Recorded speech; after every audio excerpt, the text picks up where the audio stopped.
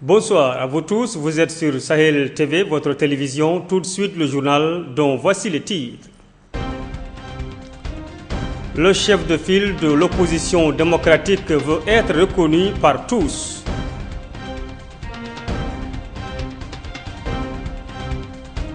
Les jardins maraîchers de Nouakchott et le péril du déménagement.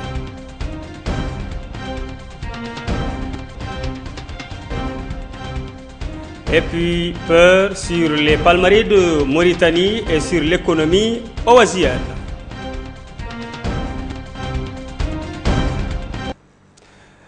Bienvenue à vous tous dans cette édition de Sahel TV. L'institution de l'opposition, comme je vous le disais en titre, accuse le pouvoir de ne pas respecter la loi en refusant de rencontrer le bureau de l'institution qu'elle ignore. Le chef de file a appelé l'opposition à travailler de concert avec son institution, au moins de la reconvertir en institution légale. Sur les résultats obtenus sous son mandat, écoutons son secrétaire général, Idoumou Labdi. C'est la régularité des réunions du conseil de supervision.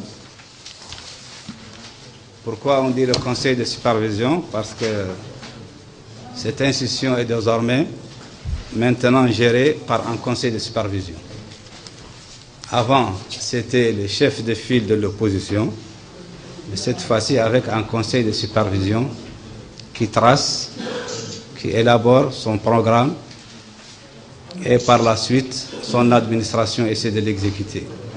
Donc désormais, cette institution, avec son conseil de supervision, qui est composé du chef de file présent, Madame Saoudetou qui est là, et du président Boïdjer qui est momentanément absent.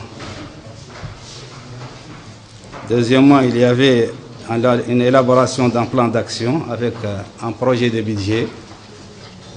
Et ça, messieurs les députés, vous connaissez de quoi s'agit-il, parce que vous-même, vous l'avez essayé de le défendre dans les différentes commissions.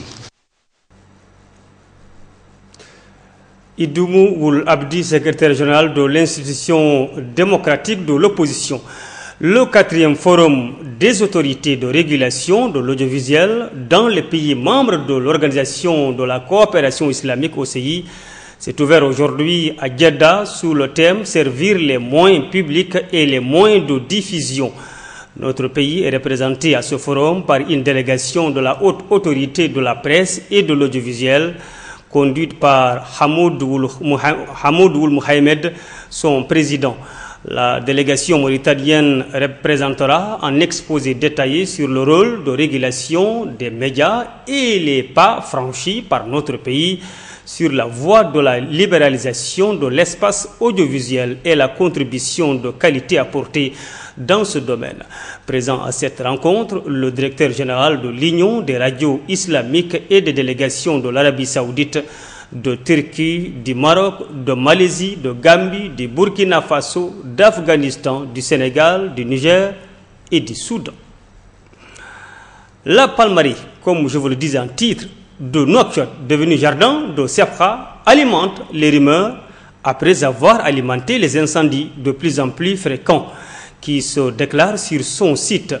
Nous vous proposons ce soir en avant-papier du grand reportage en cours de réalisation sur l'histoire et le devenir de ce poumon vert de la ville de Nouakchott, signé Maïmouna Mintsalek. La palmeraie de Nouakchott, appelée aussi les jardins de Sabha, est située dans le centre-ville de la capitale Nouakchott et constitue un espace pivot entre les communes de Sabha et de Tefraq Zeyna. Créée dans le cadre de la mise en service d'une station d'épuration des eaux usées en 1963, la palmeraie constitue aujourd'hui l'espace vert le plus important de la ville avec ses 40 hectares de palmiers. À la fin des années 60, 350 parcelles de 1000 mètres carrés chacune étaient aménagées et fournissaient la capitale en menthes, dattes et légumes, tout en absorbant environ 2000 mètres cubes d'eau usée et traitée chaque jour. Ce système de réutilisation des eaux usées, qui est une véritable aubaine surtout dans notre zone aride, représentait une importante source d'eau renouvelable et une source d'engrais additionnel pour un rendement agricole exceptionnel. Mais la situation se dégrade lorsqu'en 1998, la qualité et la quantité des eaux fournies par la station d'épuration chutent brusquement. Des études sanitaires menées alors dans les jardins de la Palmeraie révèlent un fort taux de contamination biologique des légumes produits sur place. Un projet de réhabilitation, le projet El Khadra, est alors initié par l'Organisation mondiale de la santé et son exécution confiée au Commissariat aux droits de l'homme, à la lutte contre la pauvreté et à l'insertion. Mais ce projet est cependant brutalement interrompu et le gouvernement de l'époque, cédant sous la pression des spéculateurs immobiliers, prend la décision d'interdire en 2003 le maraîchage sur le site. Les quelques 600 exploitants métayers et ouvriers agricoles, dont 72 foncièrement propriétaires, sont expulsés manu militari. Plus de 10 ans après ces événements, le dossier reste encore pendant, faute de traitement juste et durable, et comme l'interdiction n'a jamais pu être imposée, l'exploitation s'est poursuivie dans des conditions qui ont continué à se dégrader. Les activités de maraîchage sont abandonnées, faute d'eau en qualité et quantité suffisante sur beaucoup de parcelles où seuls les palmiers nombreux sur le site sont plus ou moins entretenus. Plusieurs exploitants se sont ainsi tournés vers les plantes décoratives dans la zone située au nord de la Palmeraie, tandis qu'une grande partie du site est transformée en décharge et livrée à l'insécurité. Aujourd'hui, avec le projet d'aménagement du PK17 qui voudrait externaliser l'activité agricole en transférant l'intégralité des jardins maraîchers et de l'activité agricole de la capitale au sud de la ville, au point kilométrique 17, les rumeurs les plus folles courent sur le devenir de cette belle Palmeraie. Nous reviendrons plus en profondeur sur ce sujet dans notre grand reportage qui sera diffusé très prochainement sur notre chaîne.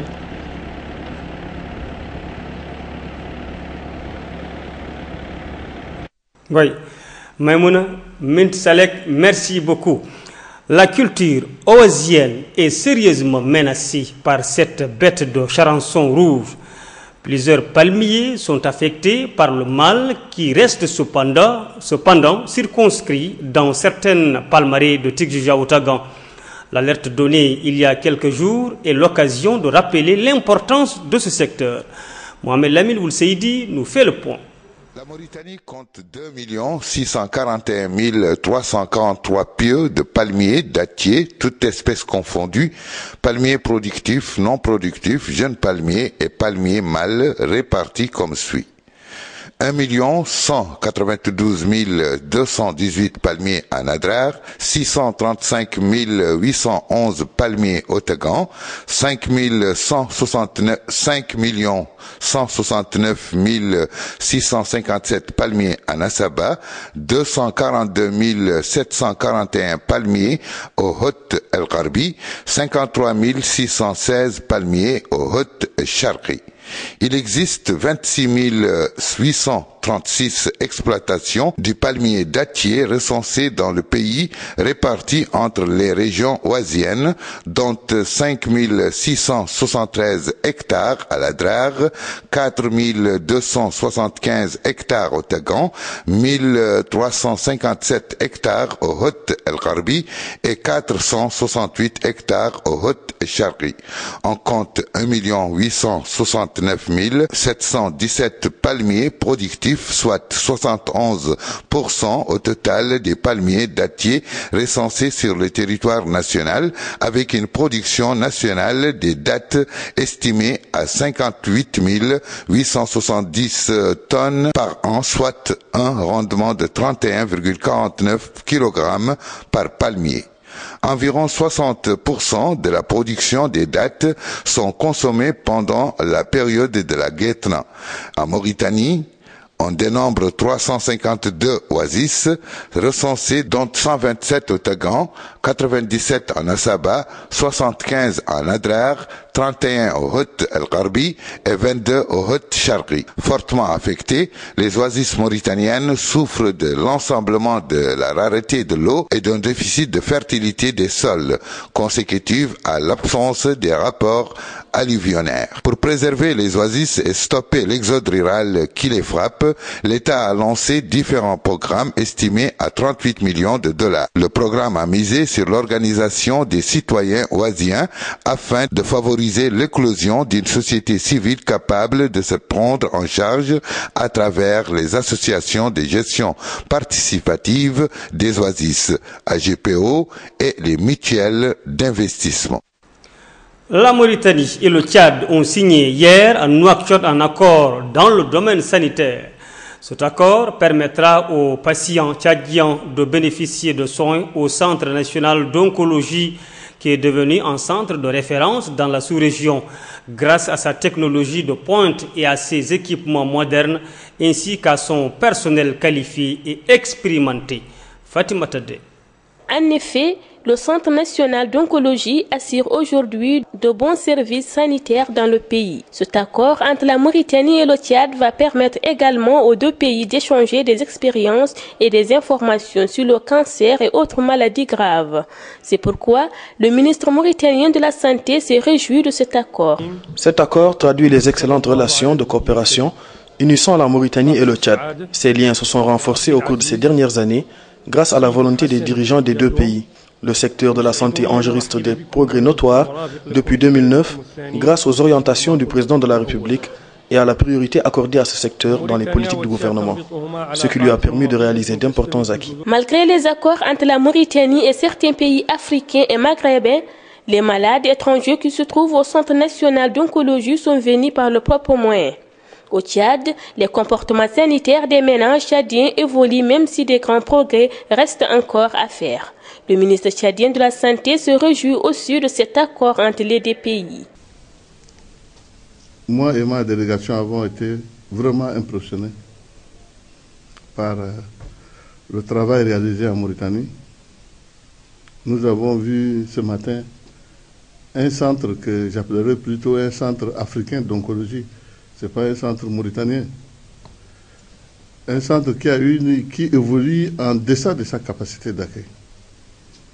Et donc, je voudrais aussi ici vous transmettre à travers vous, au gouvernement mauritanien, toute notre gratitude pour l'investissement réalisé. C'est un investissement complet qui va des équipements aux ressources humaines. Quand on me dit que 99% du personnel est mauritanien, je voudrais simplement dire bravo. Notons effectivement que la Mauritanie a fourni beaucoup d'efforts en matière de santé durant ces dernières années. La santé n'est pas seulement l'absence de maladie, mais un état de bien-être physique, moral, mental et social, permettant à l'homme de vivre en harmonie avec sa société, son environnement naturel. Il est bon de savoir que la santé est un bien de consommation, une prestation de service qui a un coût qui varie en fonction de la qualité de la prestation. C'est sans doute le plus coûteux de tous les produits de consommation. Un adage plein de bon sens dit que la santé a un coût, mais n'a pas de prix. Oui, effectivement. Fatima Tade, merci beaucoup. À présent, l'actualité internationale en bref avec Ismaël Mustafa Tanja. En Turquie, une puissante explosion s'est produite ce mardi 12 janvier 2016 dans le centre touristique d'Istanbul, à Sultanahmet, entre la mosquée bleue et le musée Sainte-Sophie. Il y a au moins 10 morts et une quinzaine de blessés, selon un premier bilan délivré par le gouvernorat d'Istanbul. Les autorités turques soupçonnent un acte terroriste, mais l'origine de l'explosion n'est pas encore confirmée. Alaa est le vice-président kényan est devant la Cour pénale internationale depuis ce matin. William Ruto est suspecté de crimes contre l'humanité, des faits qui auraient été commis au Kenya lors d'épisodes de violence survenus à la suite des élections présidentielles kenyanes de 2007. En décembre 2014, la CPI avait abandonné les charges contre le président du Kenya, Uhuru Kenyatta, accusé lui aussi de crimes contre l'humanité à la même période. Et ce matin, les juges examinent une demande d'abandon de charges de la défense de William Ruto.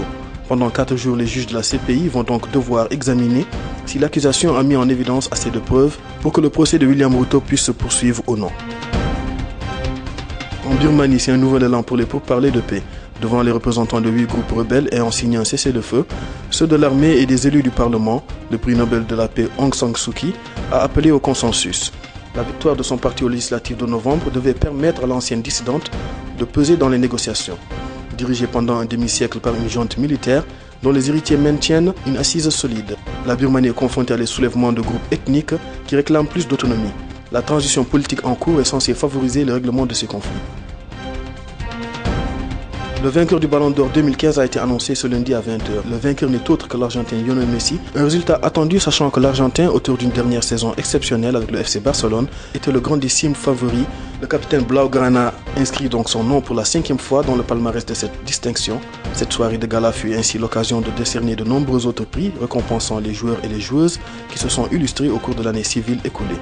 Ont également été attribués le prix de la joueuse de l'année à l'américaine Carly Lloyd, de l'entraîneur de l'année pour le football masculin à l'espagnol Luis Enrique du FC Barcelone et entraîneur de l'année pour une équipe féminine à l'américaine Jill Ellis, mais aussi le prix Puskás remis à l'auteur du plus beau but de l'année au brésilien Wendel Lira.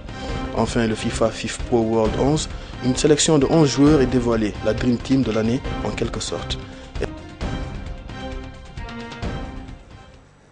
Merci Ismaël Tanga, c'est la fin de ce journal, mais avant de nous quitter, voici le rappel des titres. Le chef de file de l'opposition démocratique veut être reconnu par tous.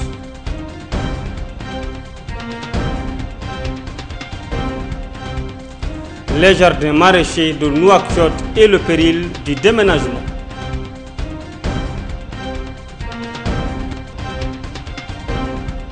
Et puis peur sur les palmarès de Mauritanie et sur l'économie oasienne.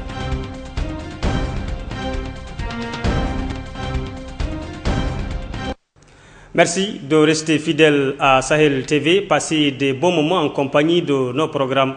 Bonsoir à toutes et à tous.